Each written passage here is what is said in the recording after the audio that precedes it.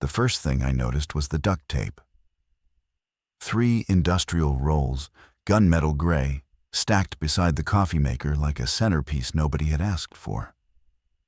My wife Hannah was pouring herself a second cup, barefoot on the kitchen tile, and she did not look up when I walked in. She did not say good morning. She said, "I bought potassium iodide. It's in the medicine cabinet, second shelf, behind the floss." I remember laughing, not because it was funny, but because I did not know what else to do with the shape of the sentence. Hannah was a paralegal. She color-coded her grocery lists. She did not buy potassium iodide on a Tuesday morning in late September. And she did not stack duct tape next to the espresso pods. And she did not look at me when I came down the stairs, the way she was looking at me now. "Did something happen?" I asked. "Not yet," she said. I want to be clear about who we were before any of this. My name is Daniel. I am 34. I sell commercial insurance, or I did. And I'm telling you that because the man I was 3 days before the outbreak was a man who genuinely believed his largest professional problem was a renewal cycle in the 3rd quarter. Hannah and I had been married 6 years. We lived in a narrow brick townhouse on Linden Street, 2 blocks from a public library she volunteered at on Saturdays. We had a dog named Marlowe, a soft-mouthed shepherd mix who slept across the threshold of our bedroom door every night like he was guarding something he could not name. We did not have children. We had been trying. That detail will matter later. But I want you to hold it lightly for now, the way she held it. That morning, I drank my coffee standing up and watched her write on a yellow legal pad. She wrote in clean block letters: water, filters, amoxicillin, cash small bills, bleach unscented. The list went on. She did not hide it from me. She turned the page when it filled, and she kept writing. "Hannah," I said, "talk to me." She set the pen down. She looked at me finally, and her eyes were not frightened. That was the part I could not metabolize. If she had been frightened, I could have been gentle. I could have made her tea. I could have folded her into the practiced shape of a husband managing his wife's anxiety. But she was not frightened. She was already past frightened. She was somewhere on the other side of it, in a country I had not yet been issued a passport to. "I had a dream on Sunday night," she said. "I'm not going to tell you about it, because if I tell you, you're going to use it to explain me away.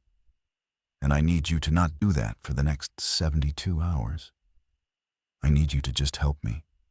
After that, if I'm wrong, I will apologize for the rest of my life. I will pay for the duct tape myself. I will let you laugh about it at every Christmas. But for the next 3 days, please, Daniel, please just help me." I had never heard her speak like that. Hannah negotiated. Hannah qualified. Hannah ended every request with a small, upward lift that made it sound like she was inviting you to decline. This sentence did not do that. This sentence landed flat and level, like a board nailed across a door. I said, "Okay." I said it because I loved her. I said it because the alternative was watching her ask twice. And I did not want to know who she would be if I made her ask twice. She slid the legal pad across the counter. "I need you to go to the hardware store before noon," she said. "And I need you to not tell anyone what we're buying." Marlowe lifted his head from the rug and watched us. The hardware store on Crescent Avenue smelled like sawdust and rubber, the way it always did. And the clerk behind the counter was a man named Earl, who had sold me a snowblower the previous winter and remembered my name. That ordinariness is what I want you to feel. The fluorescent lights buzzing, the radio playing a country song about a truck. A teenager in a paint-spattered apron restocking a display of garden hose nozzles. Nothing in that store at 10:45 on a Tuesday morning suggested that the world had already begun to slip its moorings. I worked from Hannah's list. Plywood, 4 sheets, 3/4 inch. 2x4s, a dozen. A box of 3-inch deck screws. A pry bar.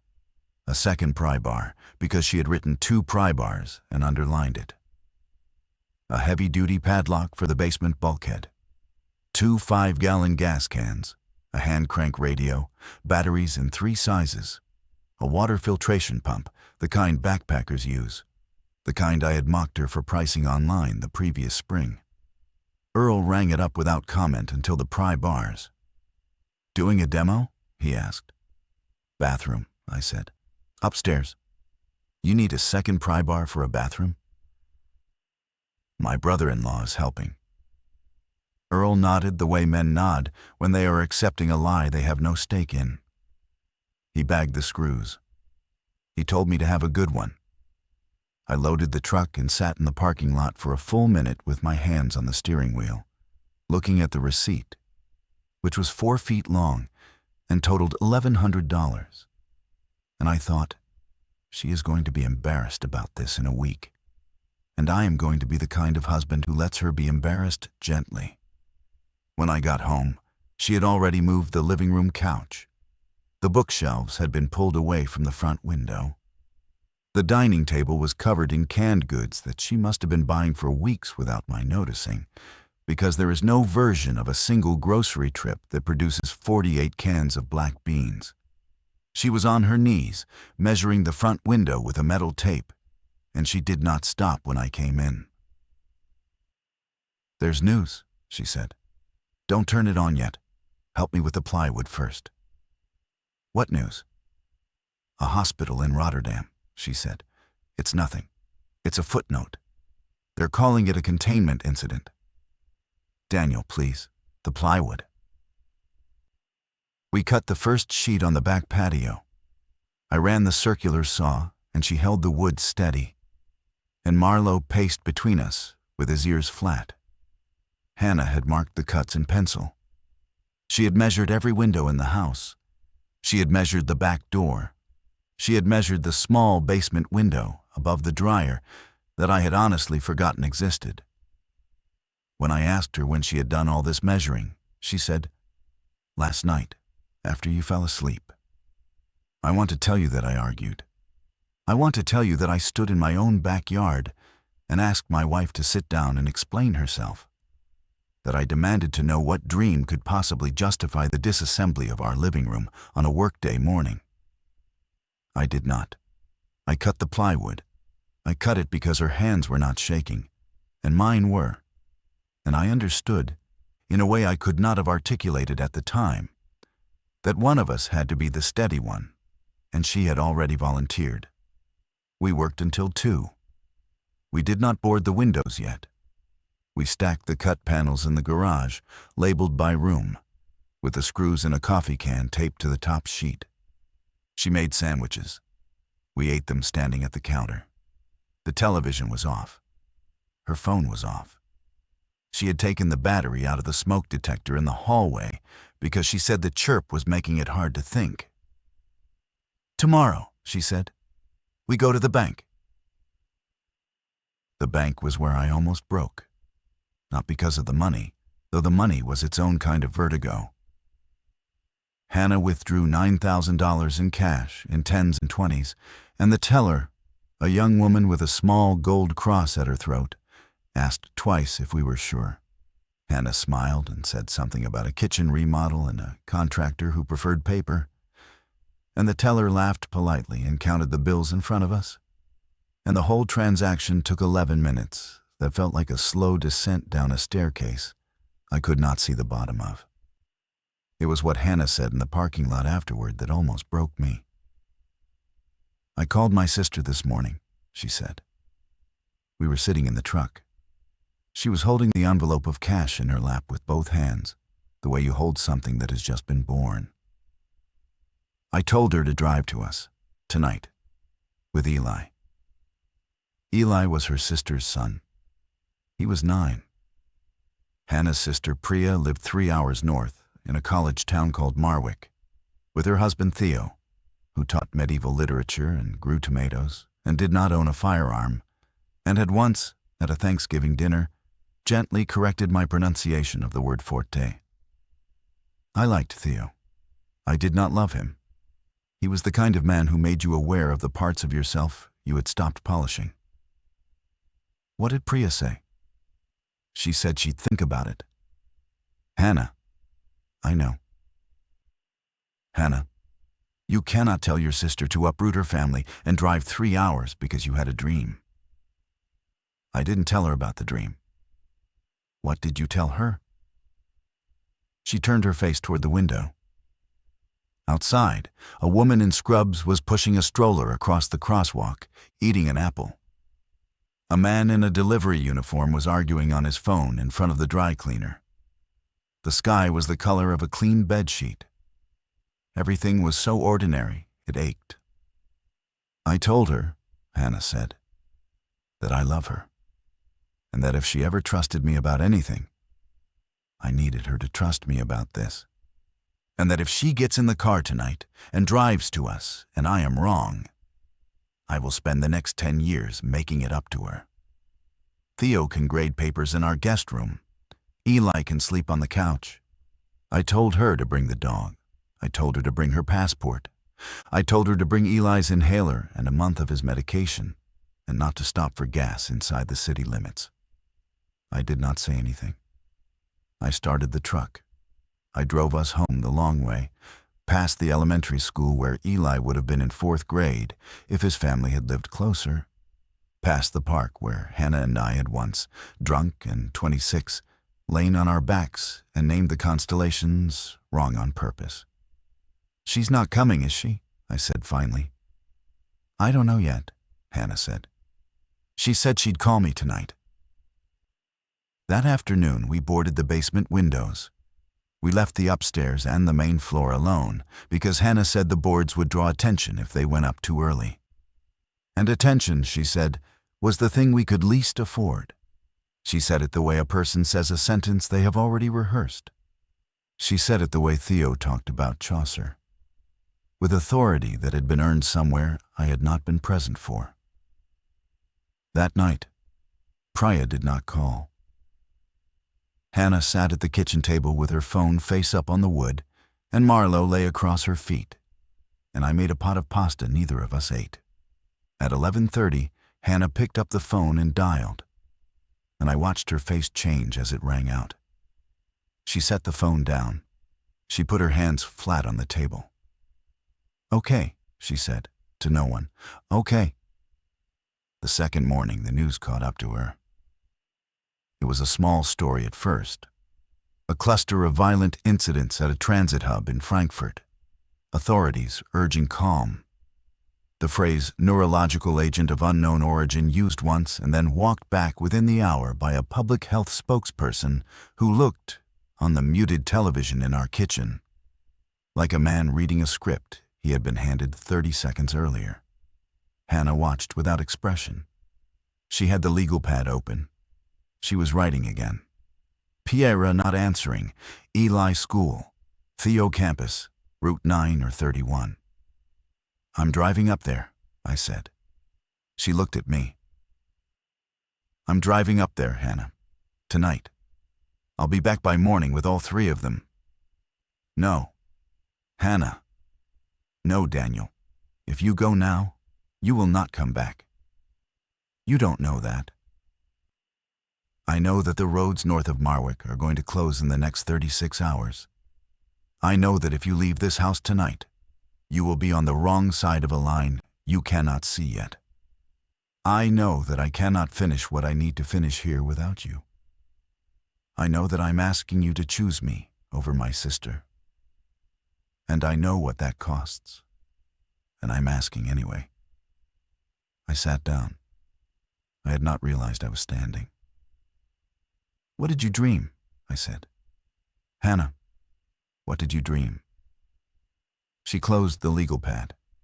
She walked around the table and she sat in my lap, which she had not done in years.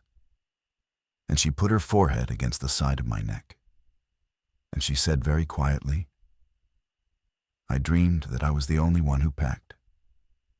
And I dreamed that I had to choose over and over, every day, between the people I could save and the people I could not. And the dream did not end. It just kept going. And when I woke up, I was already making the list. I held her.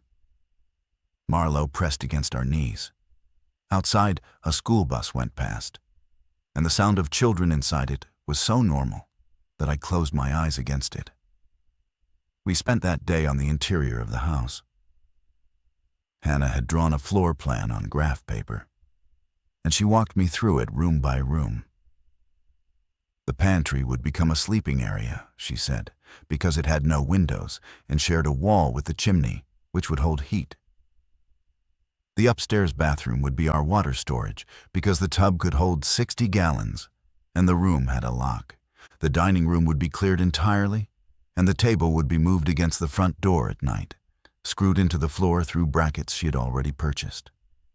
The basement bulkhead would be our only egress, because the front and back doors were too visible from the street. "You've been thinking about this for longer than 3 days, I said. "Yes," she said. "How long, Hannah?" "Since June." I did not ask her what had happened in June. I did not ask her because I was afraid of the answer. And I was afraid of the answer because some part of me had already begun to understand that my wife had been carrying a private weight for 4 months, that she had walked through our kitchen and folded our laundry and made love to me and laughed at my jokes, while underneath the surface of all of it, she had been measuring our windows in her head. And the question was not what she had seen. The question was why she had not told me sooner. And I was not, that afternoon, brave enough to ask it. At sundown, Priya called. Hannah took the phone into the bedroom and shut the door. I stood in the hallway and listened to the rhythm of her voice through the wood. I could not make out the words. I could make out that she was not crying. That was somehow worse than if she had been. When she came out, she said, "They're leaving in the morning." They never made it. I want to be honest about the order of the days, because the order is the only thing I have left that is mine, and I will not let it blur. Priya and Theo and Eli left their house in Marwick at 6:14 in the morning on what I will call, for the rest of my life, the first day. I know the time because Priya texted Hannah a photograph of Eli in the back seat, half asleep against a duffel bag, with the timestamp burned into the corner. I know the route because Hannah had written it on the legal pad in 2 columns, primary and alternate, with the gas stations she trusted circled in red. I know they made it as far as a town called Belhaven, 81 miles from us, because that is where Priya's phone last pinged a tower, and that is where the southbound lane of Route 9 became, according to a state trooper Hannah spoke to 4 days later, not navigable by civilian vehicles. I am not going to tell you what happened in Belhaven. I do not know what happened in Belhaven. Hannah does not know what happened in Belhaven. The not knowing is the shape of the wound, and I will not decorate it with imagined detail to make it sit easier in your ear.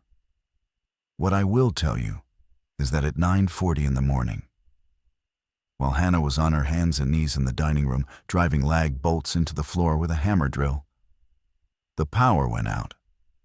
It did not flicker. It did not brown. It went out the way a hand closes over a candle. Marlowe stood up. Hannah set the drill down very carefully on a folded towel, the way you set down something you intend to use again. She walked to the kitchen window and lifted one slat of the blind with her finger. She looked out for a long time. Then she let the slat fall, and she turned to me and she said, "Get the radio." The hand crank radio was in a canvas bag in the front closet. I cranked it for 90 seconds while Hannah lit 2 candles, even though there was full daylight, because she said we needed to start practicing now for when the daylight was the problem and not the solution. When the radio came on, it was a single station, an emergency broadcast voice, A woman with a flat Midwestern accent reading a list of road closures and asking, repeatedly, for residents of certain zip codes to remain in their homes. Our zip code was on the list. "Okay," Hannah said. "Okay, okay." She said it 3 times, like she was tuning herself. She moved fast after that. Not panicked, fast. She finished the dining room. She had me carry the last cases of water from the garage into the upstairs bathroom and stacked them along the wall. She emptied the refrigerator into a cooler and the cooler into the garage, where the temperature, she said, would hold for another 12 hours before we needed to start eating from cans. She called her sister 4 times. She did not leave a voicemail. She set the phone face down on the counter between calls so she would not see if Priya had read her last message and not replied. At noon, we heard the first scream. It came from the direction of the elementary school, 4 blocks east, and it was not a child's scream, and it was not, in any way I had ever heard before, a human scream as I understood human screams to function. It rose and it did not taper. It simply stopped, the way a radio stops when you pull the plug. Marlowe's hackles went up along his entire spine. Hannah closed her eyes for 1 second. Then she opened them and she said, "Upstairs. Now, the boards." We carried the plywood up the stairs. We did the front-facing windows first. I held, she screwed. We did not speak. We did not need to. The hammer of the drill was the only sound in the house, and beneath it, distantly, a second scream began. And then a third. And then what might have been a car alarm. And then a silence so complete, it pressed against the glass. By dusk, the street outside our house was a country I no longer recognized. I want to describe what we saw through the seam between the plywood and the window frame, because I think the descriptions you have heard from other people, from the kind of footage that circulated in the first week before the networks went dark, do not capture the specific obscenity of seeing it on your own street. The Hendersons' minivan was in the middle of the road with both front doors open and the interior lights still on. A woman I did not recognize was walking, not running, walking, down the center line.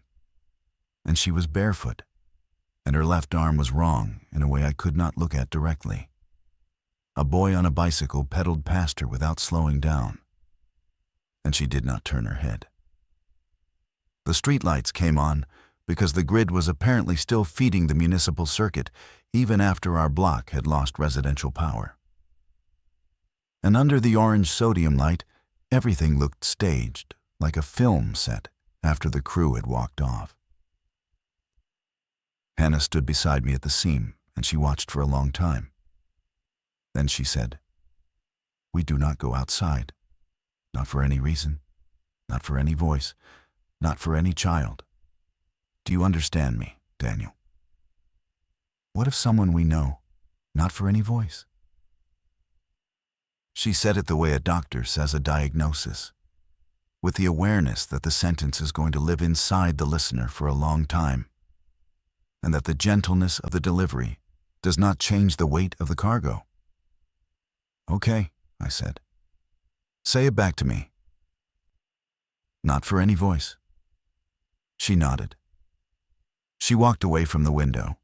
She went into the kitchen and she opened a can of peaches, and she ate 3 of them standing at the sink. And then she sat down on the floor with her back against the cabinets. And she put her face into her hands. And she cried for the first time since the duct tape. She cried without sound. Her shoulders moved. Marlowe lay down beside her and put his chin across her ankle. I let her cry. I did not touch her. I had learned, in 6 years of marriage, that there was a particular kind of crying Hannah did that was not asking to be held. That was, instead, a kind of working, a metabolizing. And to interrupt it was to make her start over. I went upstairs. I checked every board on every window. I checked the locks on the back door and the front door and the basement bulkhead. I did the things I could do with my hands, because my hands were the only part of me that still knew what to do. When I came back down, she was at the kitchen table with the legal pad open to a new page. She had drawn a column down the middle. On the left, she had written Pria Theo Eli. On the right, she had written nothing. "I'm leaving the right side blank," she said. "For now. In case." "In case what?" "In case I need to add anyone." I sat down across from her. I took her hand. Her hand was cold. "Hannah," I said, "we are not going to be able to save everyone." "I know. We are probably not going to be able to save anyone except us." "I know, Daniel. I need you to know that I'm not going to ask you to." She looked up at me then, and her face did something I'm not equipped to describe, except to say that I understood in that moment. That she had been waiting for me to say that sentence for 3 days, and that the saying of it was the thing that allowed her to put the pen down. That night, we slept in the pantry. Marlowe at the door, the candle out, Hannah's hand in mine, and her breath, slowly, slowly, evening into the rhythm of a person who had finally been permitted to stop carrying the whole house alone. Outside, somewhere on Linden Street, something was dragging itself across the asphalt. By the 4th day, the screaming had stopped. That was the part nobody who has not lived through it understands. The screaming stops, not because the danger ends, but because the throats that were doing the screaming are no longer organized around the impulse to scream. The street outside our house became, by Friday, a kind of grotesque quiet. We could hear the wind in the maples. We could hear the rhythmic creak of a porch swing 2 doors down where nobody was sitting. We could hear, with terrible clarity, the soft scuff of bare feet on pavement. And we learned to distinguish the gait of a thing that was hunting from the gait of a thing that was simply drifting through the neighborhood the way a fish drifts through a current.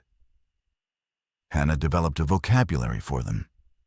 She did not use the word that the radio had used, the word everyone uses now. She called them the walkers when they were drifting, and she called them the listeners when they had stopped and turned their heads toward a sound. And she called them, when they began to move with purpose, the runners, and the runners were the ones we did not speak about above a whisper. We established a routine. I want to describe it not because the routine itself is dramatic, but because the routine was the thing that kept us from coming apart. And I think anyone who tells you a survival story without describing the small architecture of their days is lying to you about how survival actually works. We woke at first light. Hannah cranked the radio for 10 minutes. We rationed the water. We ate 1 meal at noon and 1 meal at sundown. And we ate from cans Hannah had labeled with a Sharpie, in an order she had calculated based on expiration dates and caloric density. Marlowe got a measured cup of kibble in the morning and a measured cup at night. And we did not vary this, even when he looked at us with the particular expression dogs use when they believe a system has become unjust. We took turns at the upstairs window, watching the street through the seam in 2-hour shifts. We did not speak during the shifts. We wrote notes on a small pad, and the notes were short. 3 walkers eastbound. 1 listener at the Krasinski house. No runners since dawn. In the afternoons, we worked.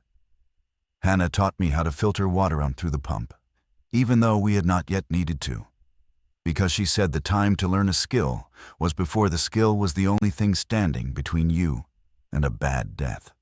I taught her how to reload the chamber on the small revolver her father had left her, which she had kept in a shoebox in the closet for 10 years and had never fired. We practiced in dry runs, with the cylinder open, in the basement, by candlelight. She was faster than I was by the 3rd day. In the evenings, we read. This is the part that sounds absurd. We read out loud to each other from a paperback copy of a novel Hannah had bought at a thrift store the previous spring. A long, sad book about a Russian family in a country house. And we read it because the sound of a human voice telling a story that had been finished by someone else, decades before any of this, was the only medicine we had against the silence outside. Marlowe listened. I am not anthropomorphizing. He listened. He would lie with his head up and his ears forward, and when the chapter ended, he would sigh and lower his chin to his paws. And Hannah would close the book and we would sit there for a long minute in the candlelight, and we would not say anything. Because there was nothing left to say that the book had not already said better. On the 7th night, somebody knocked on our front door. The knock was human. I want you to understand the distinction, because by the 7th night, Hannah and I had developed an ear for it. The walkers did not knock. The listeners did not knock. The runners, on the 2 occasions we had heard them at the house, had thrown themselves against the boards without any pattern, the way a bird hits a window, without the cognition that a door is a thing to be opened, rather than broken. The knock on our front door on the 7th night was 3 taps. Paused, 2 taps, paused, 3 taps again. It was a person.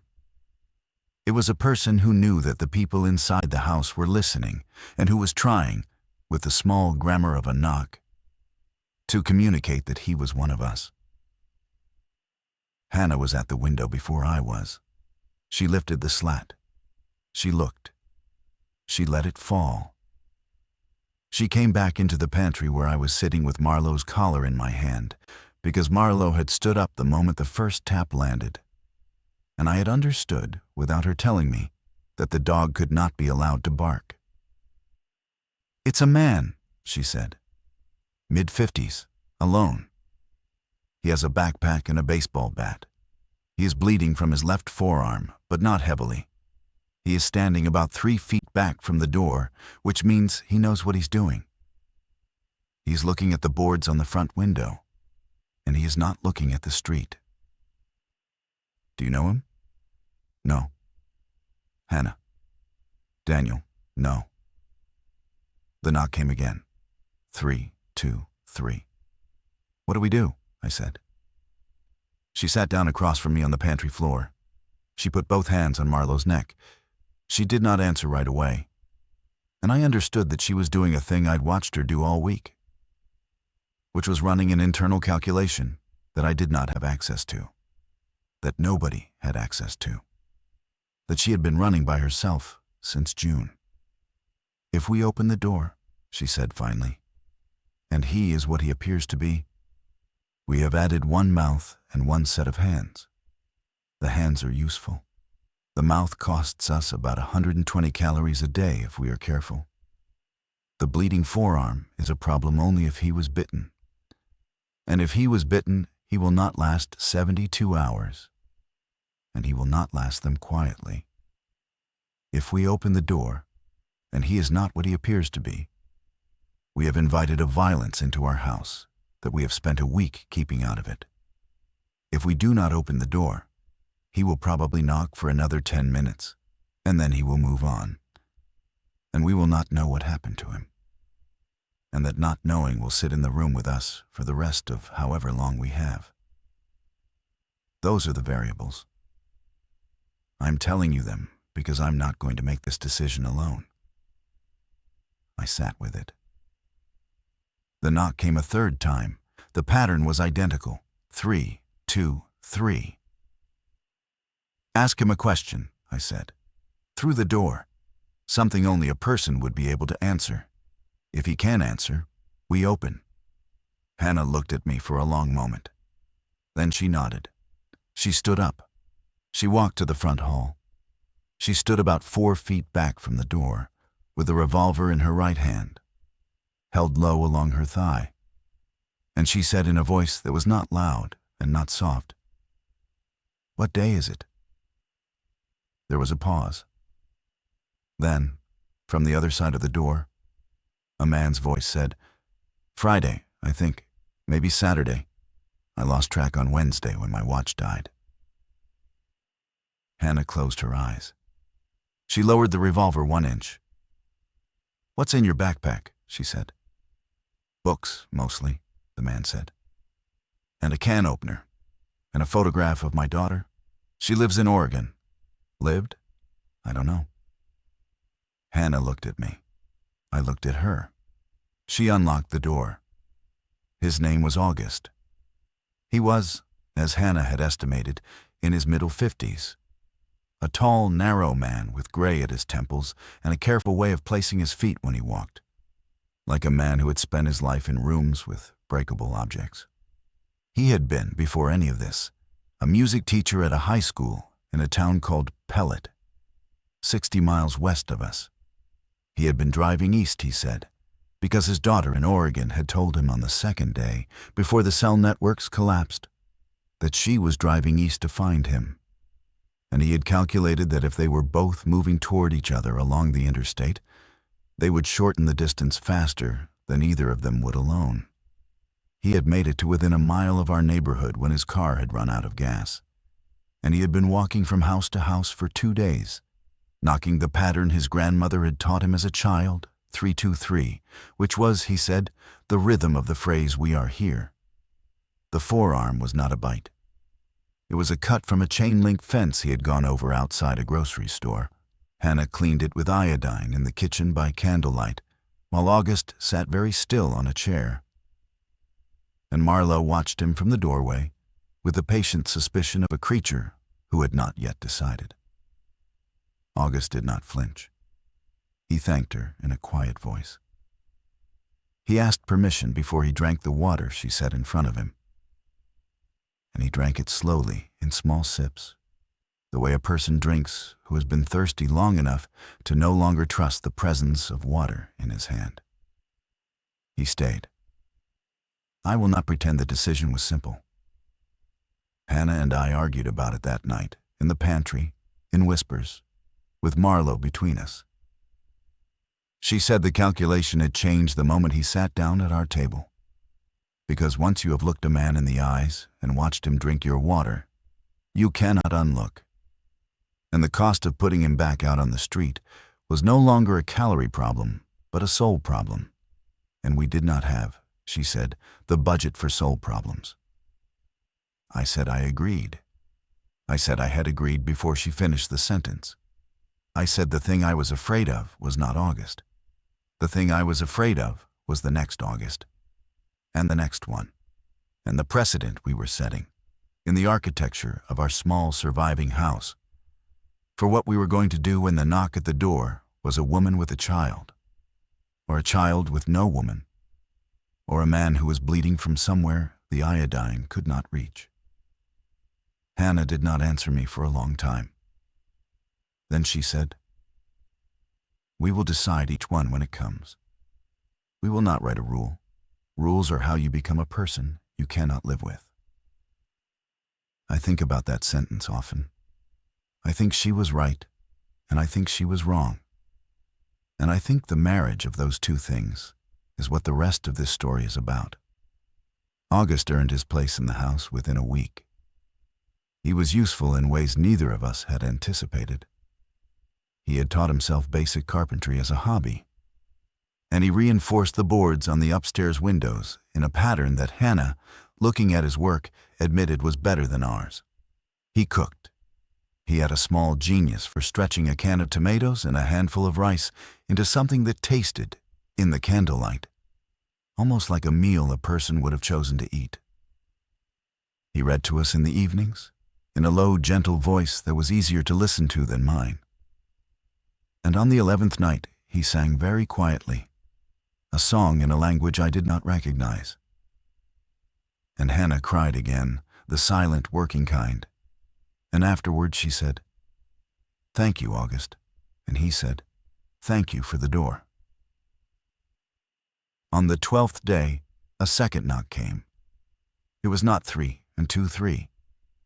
The second knock was a fist, and the fist was angry, and the voice behind the fist was a man who did not know the rhythm and did not need to, because he had decided, before he reached our porch, that the door was going to open, whether we wanted it to or not. "I can see the light," the voice said. "I can see the light under the door. I know you're in there. I have a kid with me. I have a kid." Hannah was already at the window. She lifted the slat. She looked. She let it fall. And her face, when she turned back into the room, was a face I had not seen on her before, and have not seen on her since. "There is no kid," she said. "What?" "There is no kid, Daniel. He is alone. He has a hunting rifle on a strap across his back.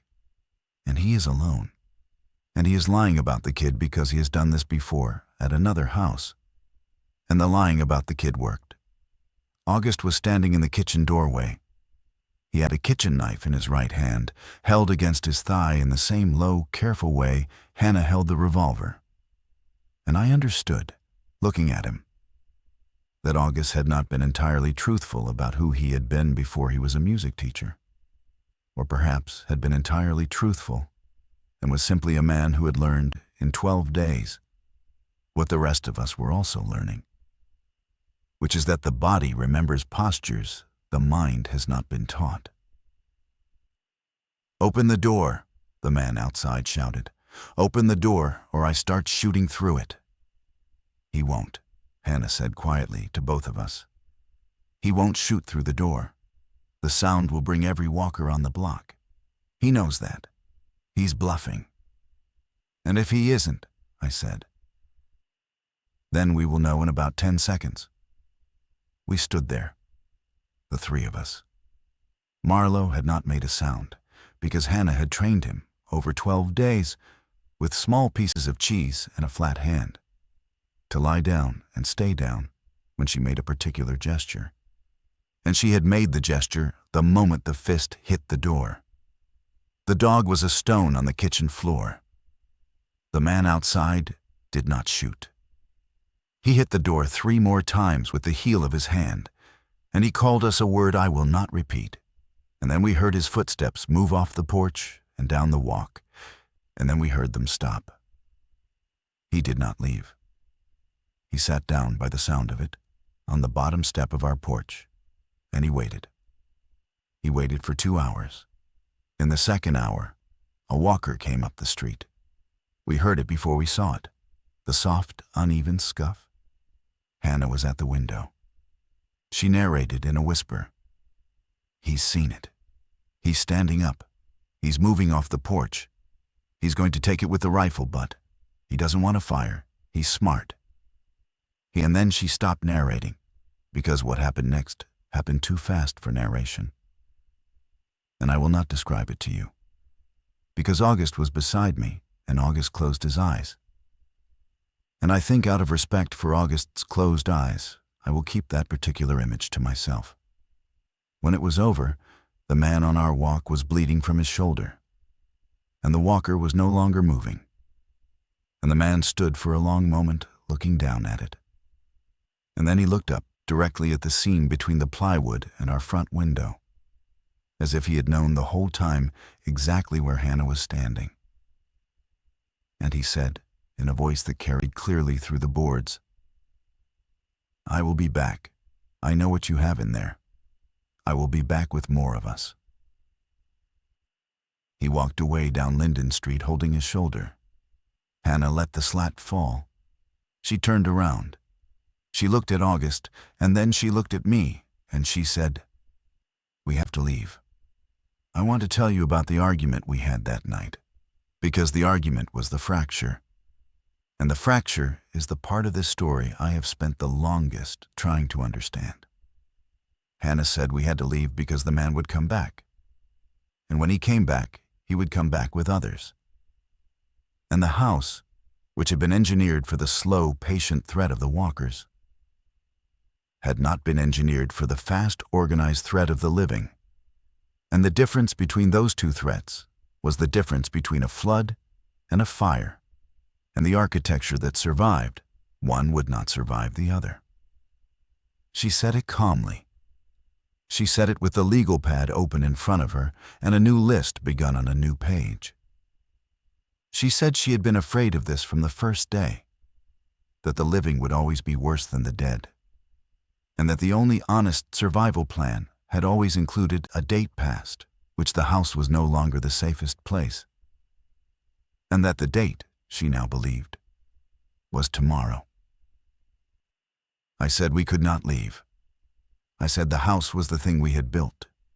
I said August's forearm was barely healed, and Marlowe was not a young dog, and the truck had less than a quarter tank of gas, and we had no destination, no map, no person on the other end of a journey who was waiting for us, and that leaving the house, the boarded house, the pantry where we had slept for 12 nights, without incident, to drive into a country where the roads were closed and the gas stations were dark.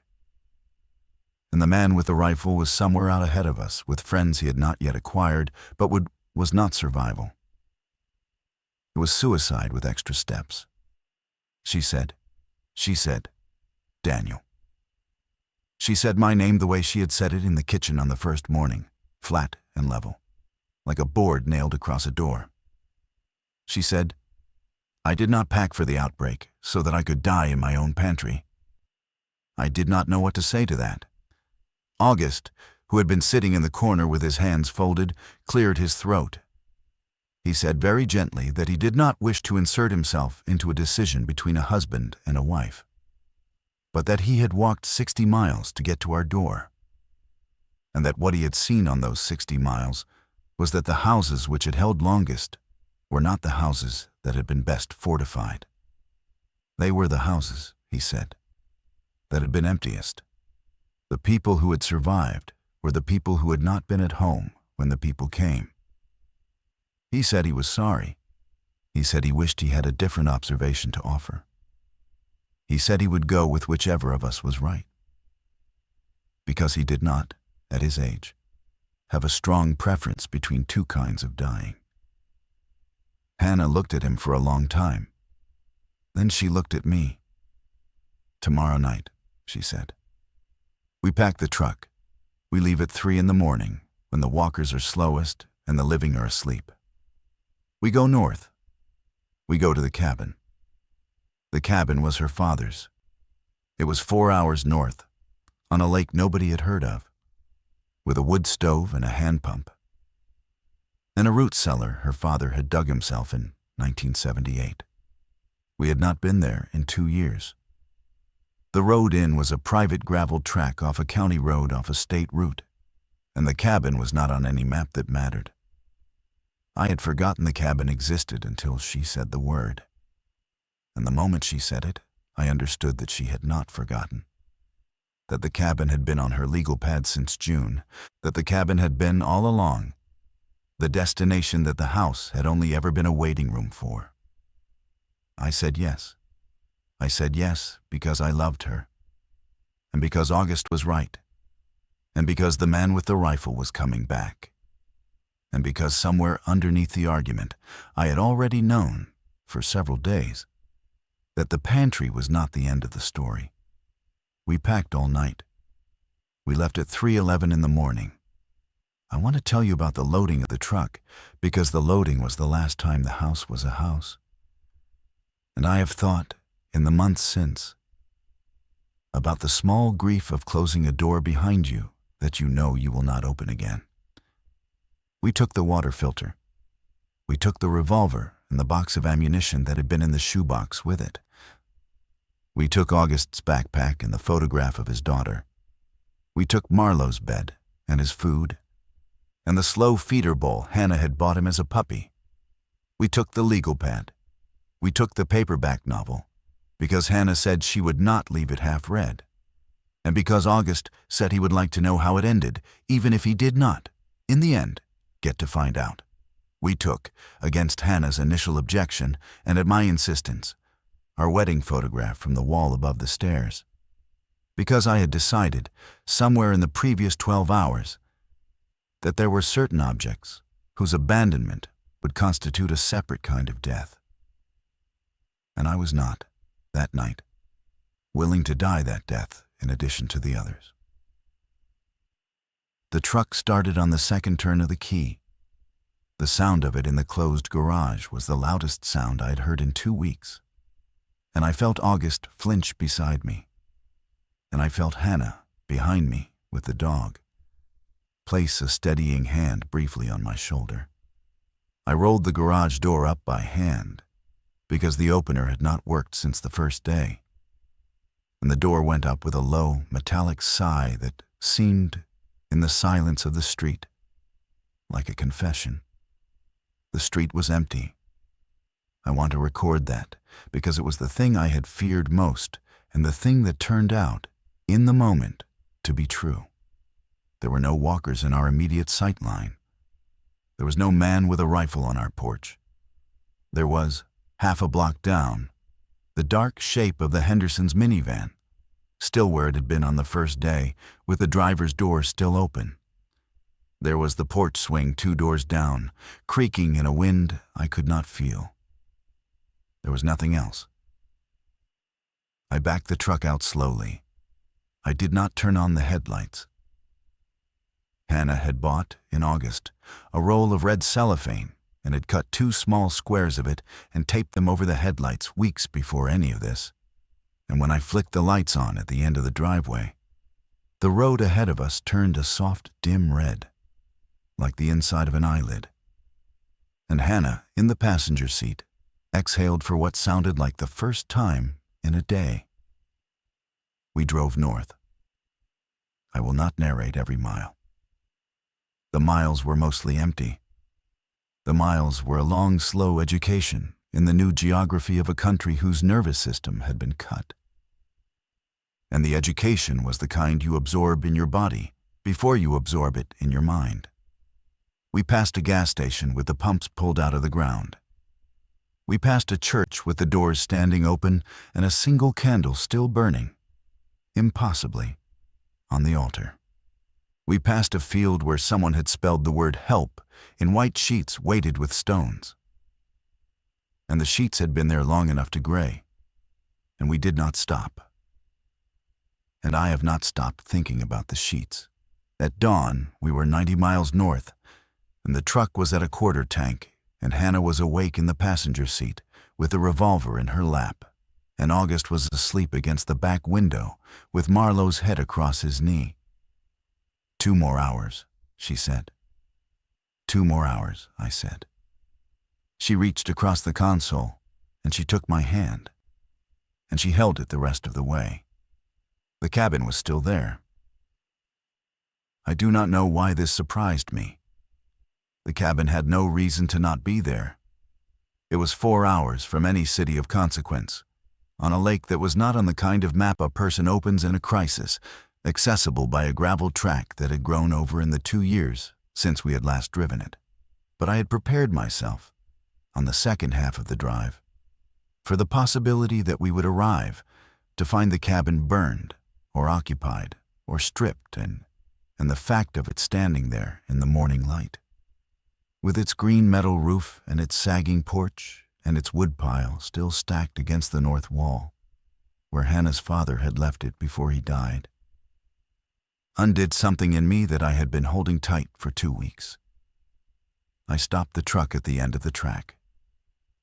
Hannah got out first. She walked up to the porch with a revolver in her hand, and she went through the cabin room by room, the way she had walked through our house with the graph paper. And when she came back out, she nodded once, and August and I unloaded. The first day at the cabin was a kind of grief I had not budgeted for. I had spent 2 weeks in a state of continuous tactical alertness, and the sudden absence of an immediate threat created a vacuum in me that the grief rushed in to fill. I sat on the porch step in the afternoon, and I cried for the first time since any of it had started. And I cried about Priya and Theo and Eli, whom I had not allowed myself to cry about in the house, because Hannah had needed me not to. And I cried about Earl at the hardware store, whom I had not thought about in a week and would never see again. And I cried about the woman with the apple on the crosswalk outside the bank. And I cried about Marlowe, who was old, and who I now understood would die at this cabin and not in our bed at home. Hannah sat down beside me on the step, and she did not say anything. She put her arm around me. August was inside, lighting the wood stove. The smell of the smoke was the smell of every good thing I could no longer have. We stayed at the cabin through the winter. I'm going to compress the months, because the months compress themselves. We learned to live without electricity. We learned to fish through the ice in February. We learned that August had been, in a previous life that he never fully described, a medic in a war he did not name, and that his hands, when one of us was sick, were the steadiest hands in the cabin. We learned that Marlowe, against my expectation, did not die. We learned that Hannah's father had stocked the root cellar more carefully than any of us had realized, and that the jars of preserves he had put up the summer before his death, which we had laughed about at his funeral, were the reason we made it to March. We did not see another person until the thaw. In April, a family came up the gravel track on foot, a woman and 2 children and a dog. And they were thin, and they were not armed. And the woman knocked on the cabin door 3 times, paused 2 times, paused 3 times again. And August, who answered the door, looked back at Hannah, and Hannah looked at me. And I nodded, and we opened the door. The woman's name was Iris. The children were twins. The dog was a terrier with 1 ear. They stayed 11 days, and then they moved on toward a place Iris had heard of, on a different radio than ours. And we gave them 1/3 of our remaining canned goods, and a hand-drawn map, and a jar of Hannah's father's pear preserves. And when they walked back down the gravel track, Hannah stood on the porch and watched them until they were out of sight. And then she went inside, and she opened the legal pad to a new page. She wrote, at the top of the page, the date. Then she wrote, Iris, twins, terrier, April. Then she closed the pad. "What are you doing?" I asked her, that night in the loft bed under the slope of the cabin roof, with Marlowe snoring on the floor below us and August asleep in the small room off the kitchen. "I'm keeping a list," she said. "Of what?" "Of the people who came to the door, and what we decided, and what happened." "Hannah." "I need to keep it, Daniel. I need to keep it because if I do not keep it, I will start to forget. And the forgetting is how a person becomes someone she cannot live with." "You remember I said that? About rules." "I remember. This is the opposite of a rule. This is a memory. I am making myself a memory of every door, so that I cannot lie to myself later about what we did and did not do. Do you understand?" I understood.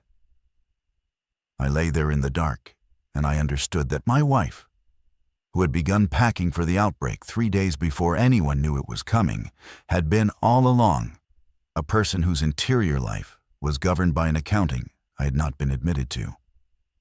And that the accounting was not a coldness. The accounting was a love.